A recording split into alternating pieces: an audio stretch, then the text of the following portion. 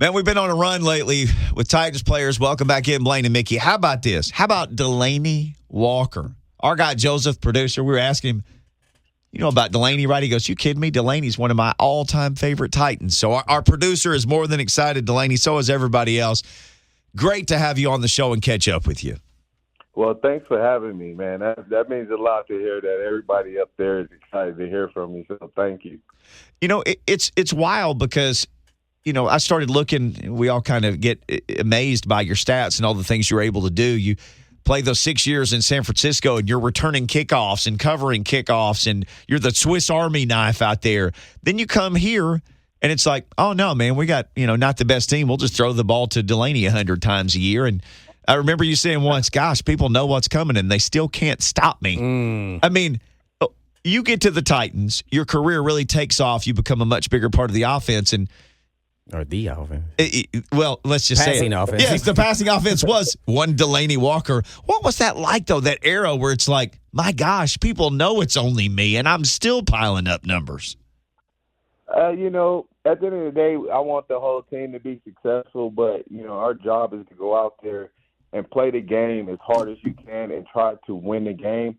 And that's how I looked at it. I knew we struggled the first few years I was there. But I wanted to be that bright spot. I knew if I went out there every week and gave it my all and played the game the way I knew how to play it, that more guys on the team would start to believe in that and become that and try to imitate that. And that was the goal.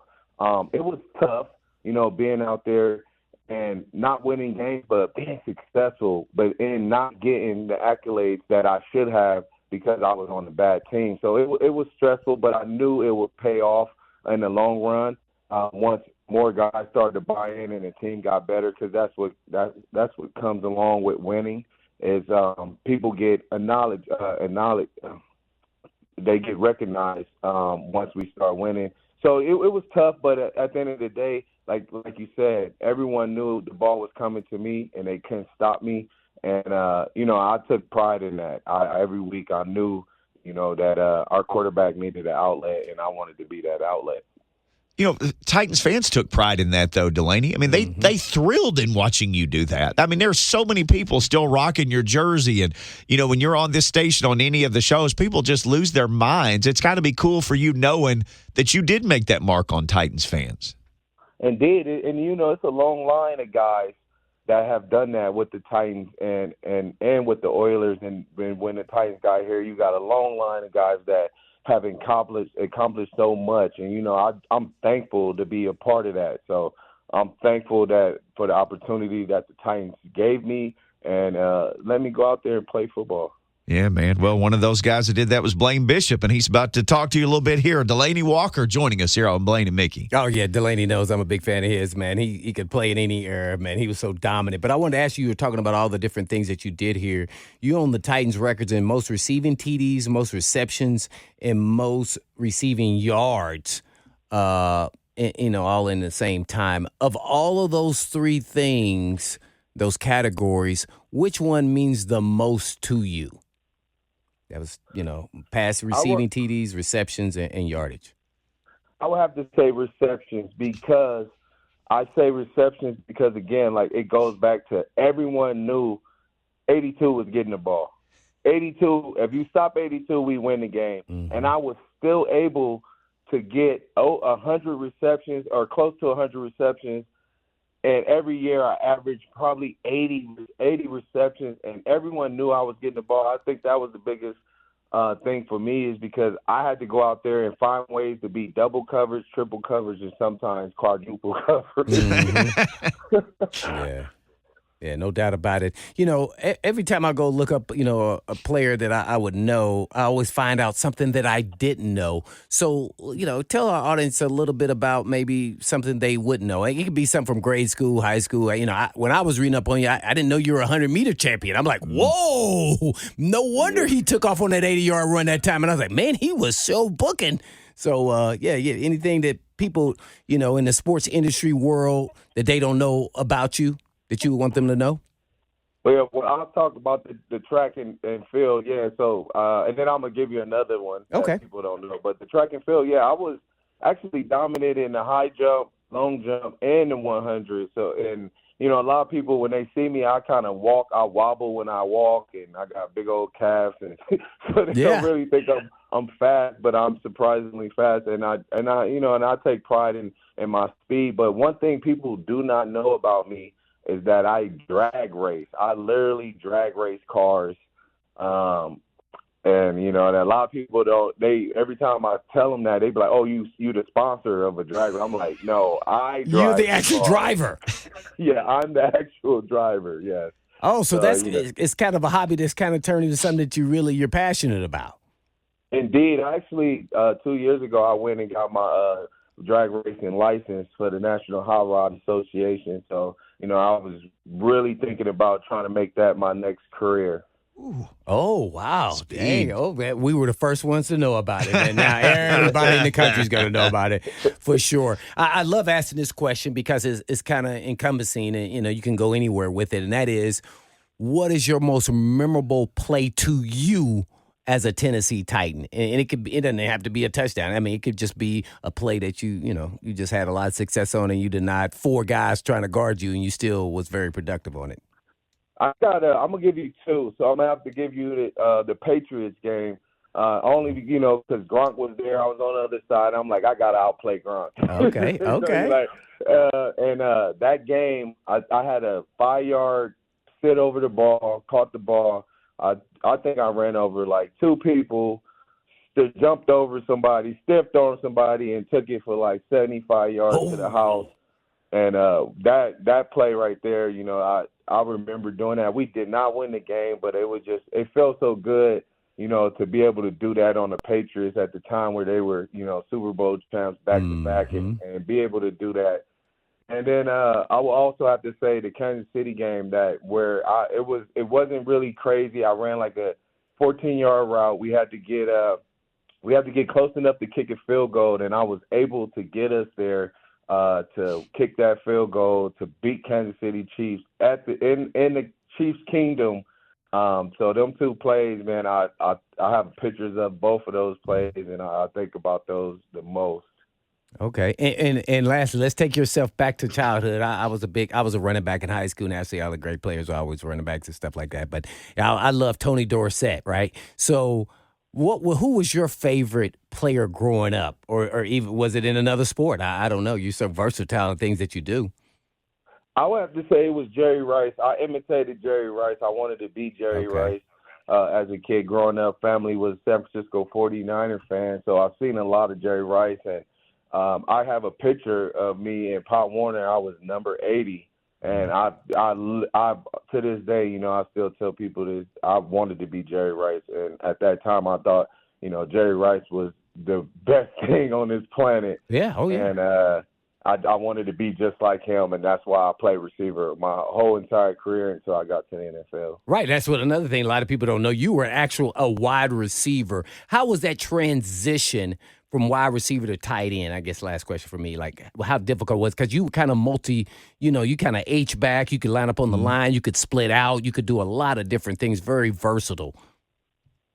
It was actually tough. You know, me being able to understand the game made it easy to pick up the playbook, but to block, to learn the defensive technology, like the fronts, it was very difficult. I had to put weight on. I was a little timid because being receivers, you don't really have to block that well.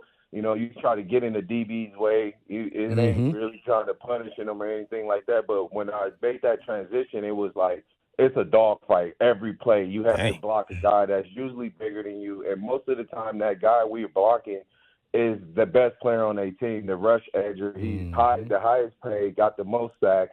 And so it made it a little difficult, but I took it as a challenge, and I was like, I'm going to be a sponge. And luckily I had Vernon Davis in front of me, a guy that was a tremendous blocker, great athlete. And, you know, I got to learn from him. And, you know, I took things he did well, and then I took things that I like, and I just, you know, turned it into what I can do, and it worked out.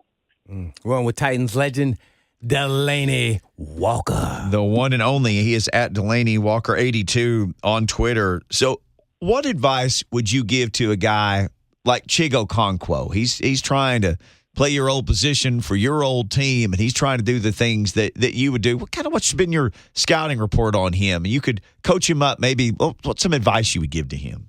So my scouting report on Chig is Chig has all the abilities. He can be explosive. He can be a game changer. He can make a difference for the Tennessee Titans offense, but my only negative thing for him, he has to have that confidence to be consistent every game, because we see sparks of it. We see it.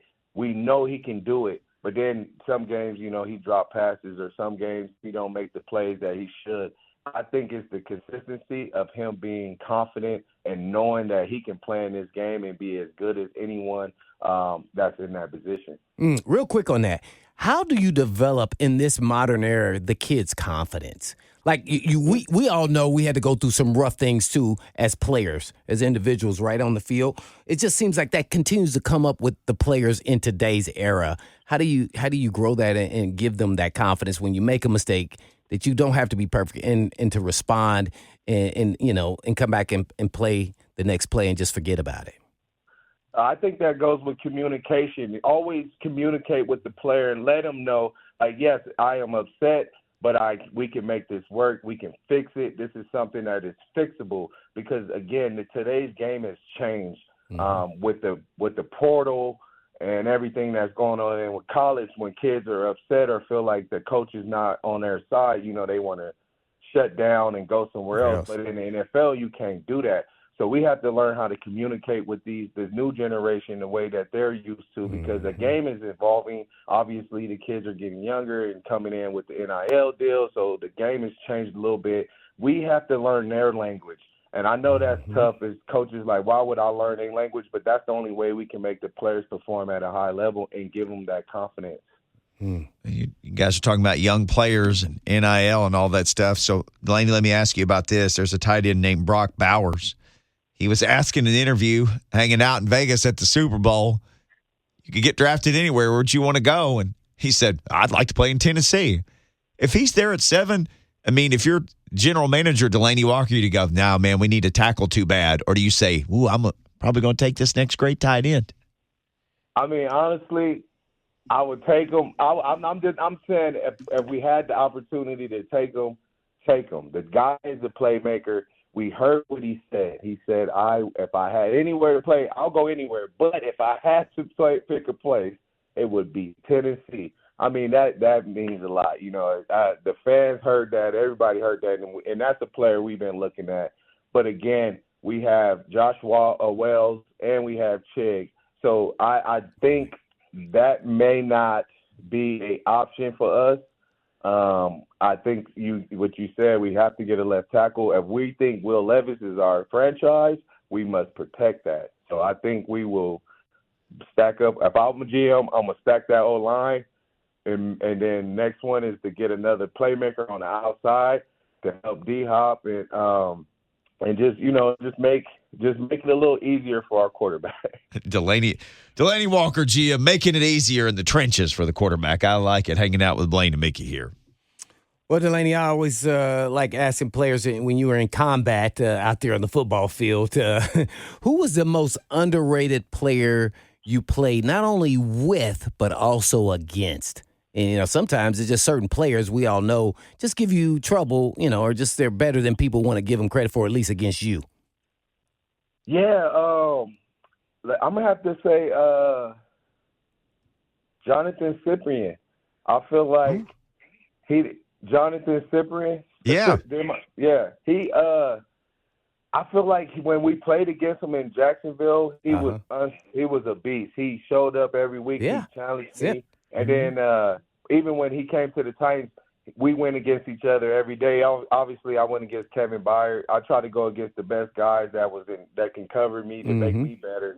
And I feel like he pushed me, you know what I mean? And he didn't get a lot of credit that he deserved. I thought the guy was a phenomenal tackler, a phenomenal cover guy, and he made plays when we needed him to. Yeah, he was big in that Chiefs game. Knocked Kelsey out of the Chiefs game. Knocked him out the game. Yes. Yeah. He was big. Any player that you played with too that was kind of underrated, you thought, whether it was on offense or defense?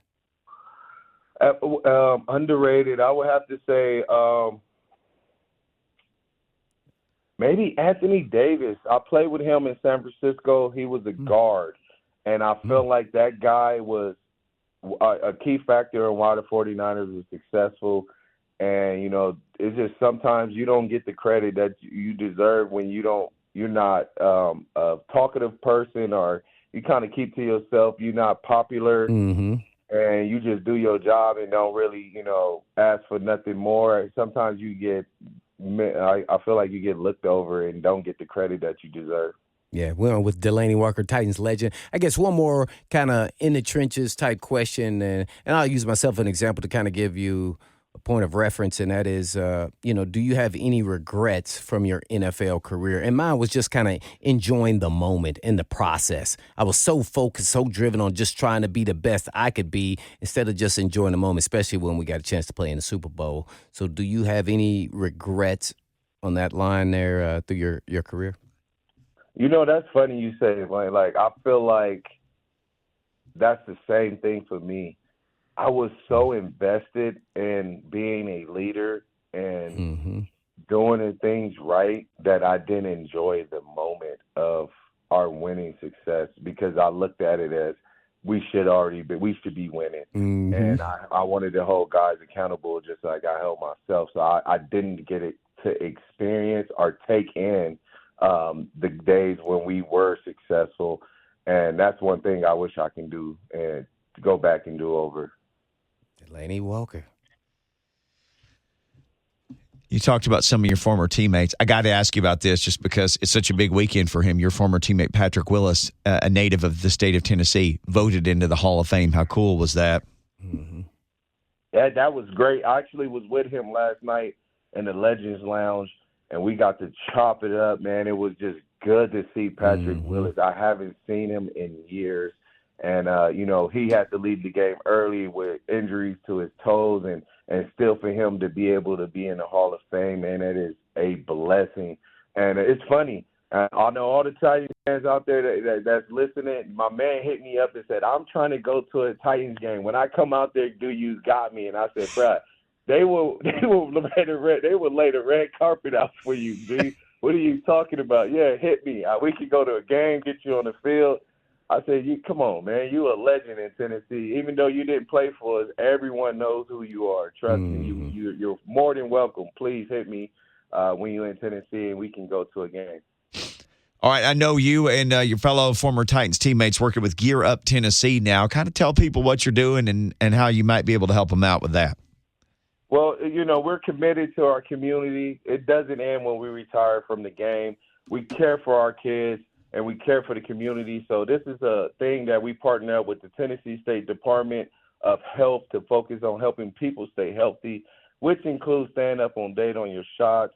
And, and then we have, if you have legal problems where, you don't know about, it's almost like you go into a fair and it's all type of different tables you can go to find out different things, like if flu shots, COVID shots. If you need to go to court, we can handle it there. If you have bad credit, we can fix your credit. It's just educating our community to make sure that they have the information that they need to stay up to date on health and financial abilities. Oh. Delanie, great stuff today. Always great catching up with you. Always great talking to you. And, man, the next time you're hanging around, come by the studio and just chill out with us for a couple hours and tell stories. Yeah, and chop it up. Yep. Oh, I definitely can do that. Yes, sir. The one and only Delanie Walker. Follow him on Twitter at Delanie Walker 82 and keep up with all that he's doing. He is out there living his life now, and you can follow him right there. Thanks, man. Appreciate it, D. Thank you, guys. Yes, sir. Delanie Walker and Blaine and Mickey. We'll be right back. More to come after this.